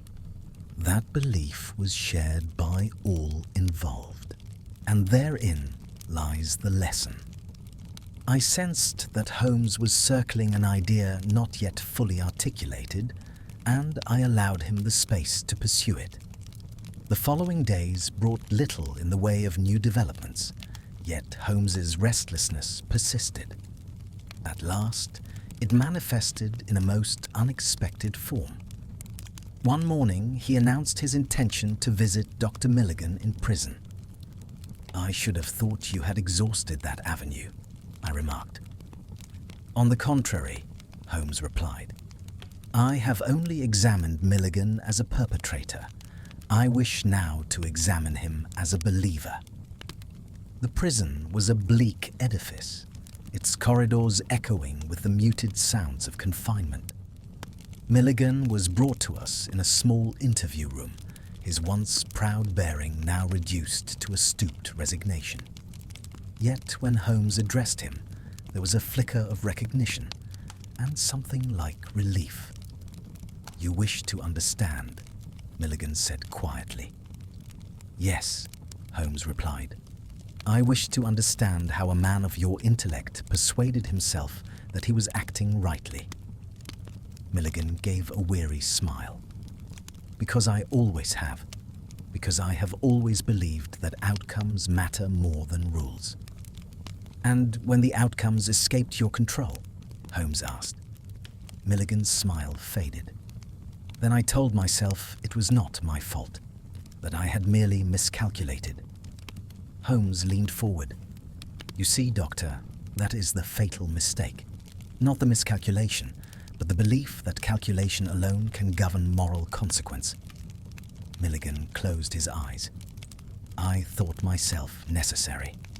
"Yes," Holmes said, "and necessity is the most dangerous justification of all." As we departed, Holmes was silent for a long time. At last he said, "Milligan believed himself indispensable. Harcourt believed himself responsible. Selwyn believed himself untouchable. Each belief was false, and each belief killed a man." That evening, as I set pen to paper to record the case, I found myself struggling more than usual. The familiar structure, the introduction of mystery, the unveiling of clues, the triumph of deduction, felt inadequate to the truth of what had transpired. When I confessed this difficulty to Holmes, he regarded me thoughtfully. "Then abandon structure," he said. "Write it as it was." "And how was it?" I asked. "As a convergence of errors," Holmes replied. "None of them monstrous in isolation. Together, lethal." In the days that followed, Holmes received several letters, some congratulatory, others accusatory. Among them was one from Miss Eleanor Harcourt. She wrote with quiet resolve, informing us that she intended to donate her brother's papers to an independent review body so that his experience might serve as a cautionary example. He would have liked that, Holmes said softly upon reading it, to be useful at last. I sensed in his words a note of regret, perhaps even of self-reproach. For though Holmes had unravelled the truth with his customary brilliance, he had not been able to save the man whose conscience had driven him toward it. One evening, as winter deepened and the city lay hushed beneath the dusting of snow, Holmes spoke again of the case. "Watson," he said, "do you know why this affair troubles me more than most?" "Because it was avoidable," I suggested. "Yes," he agreed, "but also because it reveals the limits of deduction. I can trace causes, predict effects, expose lies, but I cannot compel courage." "And courage," I said, "was what Harcourt lacked." Holmes shook his head. "No, courage was what he possessed, but too late and without allies." I pondered this distinction, recognizing its subtlety and its truth. Courage, like truth, demands timing as much as sincerity. As the year drew to a close, the inquiries concluded, the trials ended, and the case faded from public consciousness. Yet for Holmes and myself, it remained a touchstone, a reminder that the intellect, for all its power, is but one instrument among many. On the final night of the year, as the bells rang out across London, Holmes stood once more at the window, watching the distant lights. "The fatal mistake," he said quietly, "was not one man's act, but many men's delay." "And the remedy?" I asked. He turned to me. "Is not to think more clearly, but to act sooner." The bells faded, leaving only the quiet crackle of the fire. And though the case had long since passed into history, its lesson lingered still, uncomfortable, unresolved, and all the more necessary for that very reason. Though the calendar had turned and the city busied itself with the promises of a new year, I soon discovered that for Holmes, the affair of Edwin Harcourt had not yet settled into the quiet compartments of memory. There remained, as he himself phrased it, an unanswered question, not one of fact, but of interpretation. And it was this question which, by degrees, drew him back into the case when all outward necessity for further inquiry had long since expired. It began with a letter. One bleak January afternoon, as sleet rattled against the windows of Baker Street, and the street below lay slick and grey, Mrs. Hudson brought in the post. Among the usual correspondence was a plain envelope, unmarked and sealed with a care that suggested deliberation rather than haste. Holmes opened it without comment and read in silence. I watched his face closely and observed a subtle change.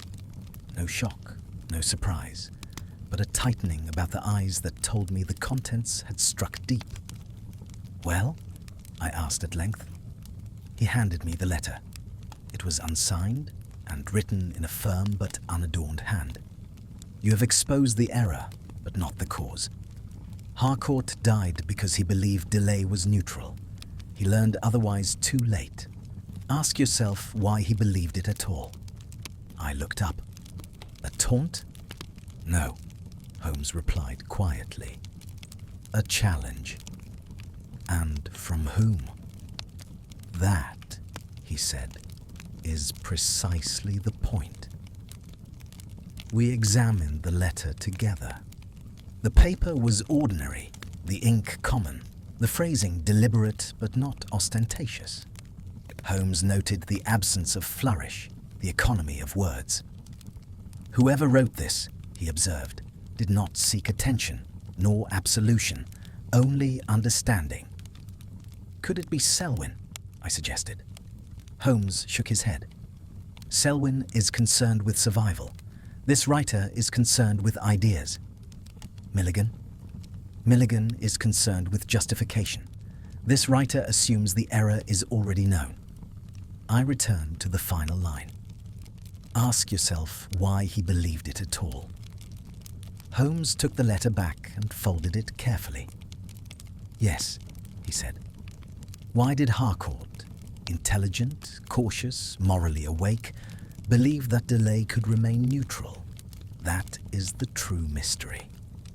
The next days were spent not in pursuit of suspects, but in reconstruction of thought. Holmes revisited Harcourt's journal, his letters, his professional memoranda. He traced the evolution of Harcourt's reasoning with the same care he would have applied to footprints in the mud or cigar ash upon a sleeve. "What do you see?" Holmes asked me as we sat together over the papers. "I see a man who feared doing harm," I replied. "A man who wished to protect others." "Yes," Holmes said, "but protection is only one half of it. Look deeper." I read again, more carefully. Harcourt wrote repeatedly of process, of procedure, of proper sequence. He believed that correction must follow protocol, that exposure must be timed to minimize disruption. Again and again, he deferred action not from cowardice, but from respect for order. He trusted the system, I said slowly. Holmes nodded. Exactly. Harcourt believed delay was neutral because he believed the system itself was fundamentally sound, that errors were exceptions, not features. And that belief, I added, was encouraged. Cultivated, Holmes corrected, by men like Selwyn, by institutions that reward patience over urgency, discretion over courage. The letter weighed heavily upon him. He carried it in his pocket, removing it from time to time as though it were a fragment of an unsolved cipher. Then, quite unexpectedly, the answer came, through a visitor we had not anticipated. It was Inspector Finch who brought him. "I thought you should hear this yourself," Finch said, ushering in a middle-aged man with ink-stained fingers and the stooped posture of a lifelong clerk. "This is Mr. Thomas Avery. He worked under Harcourt some years ago?" Avery seemed nervous but resolute. "I did not come forward before," he said. "I thought it improper, but after all that has come to light, I believe it would be a greater impropriety to remain silent." Holmes inclined his head. "You did well to come." Avery drew a breath. "Mr. Harcourt once prevented an inquiry." I glanced at Holmes, startled. "Go on," Holmes said calmly. "There was a minor irregularity," Avery continued. "Nothing like the later ones. I reported it, as was procedure. Harcourt reviewed it and decided it should be handled internally. He told me that formal inquiries often caused more damage than the error itself." "Did he say why?" Holmes asked. Avery nodded. "He said that systems are fragile, that too much scrutiny can break what it seeks to repair." Holmes was very still. "And did the irregularity cause further harm?" "No," Avery said. "It was corrected quietly. No one suffered." Holmes closed his eyes briefly. "There," he said softly, "is the origin." I understood at once. A single success. A single instance in which delay had been neutral, perhaps even beneficial. From that moment, Harcourt had learned the wrong lesson. "One correct outcome," Holmes said, "can be more misleading than 100 failures." Avery departed, leaving silence behind him. "That is why the letter says you exposed the error, but not the cause," I said. "Yes," Holmes replied. "The cause was precedent." He rose and went to the window. Outside, the sleet had ceased, leaving the streets shining beneath the lamps. Harcourt delayed because he had delayed before and been rewarded. The system taught him that silence could be virtuous. And when it was not, I said, the cost was already too great. Holmes turned back to me, his expression grave but resolved. The fatal mistake, he said, was not a single decision, but a belief reinforced by experience. And beliefs, Watson, are far harder to dismantle than lies. The letter, I realized, had achieved its purpose. It had not accused Holmes of failure, but invited him to completeness. "Will you reply?" I asked. Holmes shook his head. "No, the answer is not for the writer. It is for us." He placed the letter atop Harcourt's journal, aligning the two carefully. "One final part remains to be told," he said. "Not of what happened, but of what must be learned." And in his voice, I heard not triumph, nor even sorrow, but a quiet determination, an insistence that this story at least would not end in silence. It is a peculiar experience, after months of tension and inquiry, to find oneself confronted not with a final revelation, but with a quiet certainty. The machinery of law had long since completed its work. Selwyn's fall from influence was assured. Milligan awaited his sentence. The Colonial Office staggered beneath reforms hastily proposed and reluctantly accepted. And yet, Holmes, seated opposite me in our familiar sitting room at Baker Street, appeared less like a man who had concluded a great case than one who had reached the end of a long, sobering argument. The fire burned low. Outside, London moved with its usual indifference, carriages rattling over damp stones, voices rising and fading in the street below. Life, relentless in its continuity, gave no sign that it had learned anything at all. Holmes broke the silence at last. "Watson," he said, "you will title this account Sherlock Holmes and the Fatal Mistake." "I had thought as much," I replied, "though I confess I am uncertain which mistake you mean." He regarded me steadily. "That uncertainty is the point." I leaned forward. "Surely it was Milligan's miscalculation, or Selwyn's pressure, or Harcourt's delay." Holmes shook his head slowly. "All of them, and none of them." He rose and paced the room, hands clasped behind his back, his movements deliberate. "The world prefers its errors simple. A villain, an act, a consequence. It is comforting. It reassures us that if we avoid wickedness, we avoid tragedy." He stopped before the mantel. "This case refutes that belief." I listened intently, sensing that this was the summation Holmes had been approaching for weeks. "Harcourt was not corrupt," Holmes continued. "Milligan was not initially malicious. Selwyn did not wake one morning resolved upon murder. Each believed himself rational. Each believed delay, adjustment, pressure, whatever form it took, was temporary, contained, manageable." "And it was not," I said. "No," Holmes replied, "because delay is never neutral. It is an action whose consequences are merely postponed." He picked up Harcourt's journal, now worn from frequent handling. "This," he said, tapping it gently, "is the record of a man who mistook prudence for virtue. He believed that waiting preserved order. He did not see that it merely transferred responsibility to those less scrupulous than himself. And by the time he saw it," I said quietly, "the decision was no longer his alone." Holmes nodded. "Precisely. That is the fatal mistake." I reflected upon the long chain of events, the initial adjustment, the reassurance, the precedent that silence could be beneficial, the gradual entanglement of fear and authority, the final desperate attempt to act.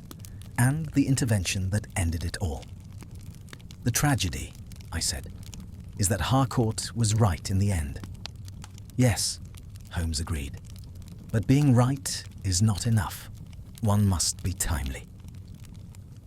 He returned to his chair and sat heavily, an unusual posture for a man so spare and controlled. "Watson," he said, "you have seen me unravel crimes born of greed, jealousy, revenge. Those are simple in comparison. This crime was born of caution. And caution is praised," I said. "Exactly," Holmes replied. "That is what makes it so dangerous." There was a knock at the door. Mrs. Hudson entered with a final letter, official, sealed. Holmes opened it, scanned the contents, and set it aside. "The inquiry is concluded," he said. "Findings published, responsibility assigned." "And justice?" I asked. Holmes considered. "Justice, such as it is." He stood once more and looked out into the street, where a thin mist had begun to gather. Not the suffocating fog of that first morning, but a lighter haze through which the lamps still shone. "You see, Watson," he said, "the law concerns itself with acts. Morality concerns itself with decisions. And wisdom, true wisdom, concerns itself with timing." I rose and joined him at the window. "Will it happen again?" I asked. "Yes," Holmes replied without hesitation. "Because systems reward delay. Because institutions fear disruption more than decay. Because men prefer the comfort of gradual wrong to the pain of immediate truth." "Then what is the lesson?" I asked. Holmes turned to me, his expression grave but composed. "That when one recognizes a wrong, the moment of recognition is the moment of obligation. To delay is not to wait. It is to choose." I knew then how I would write the final lines of this account, not as a celebration of detection, nor even as a lament for a life lost, but as a warning, quiet, measured, and unyielding. For Edwin Harcourt did not die because he was ignorant, nor because he was wicked, nor even because he was weak. He died because he believed that a known wrong could be held in suspension, that truth, once seen, could safely be postponed. That belief was shared by others, reinforced by precedent, sanctioned by authority, and defended by reason. And from that collective belief arose the act that ended his life. The fatal mistake was not a single error committed in haste, but a series of deliberate delays, each justified, each reasonable, each seemingly harmless, until they converged upon a moment when reason gave way to fear, and fear to irrevocable action. As I laid down my pen at last, Holmes extinguished the lamp beside him. "Write it plainly, Watson," he said. "Let the reader feel the weight of it."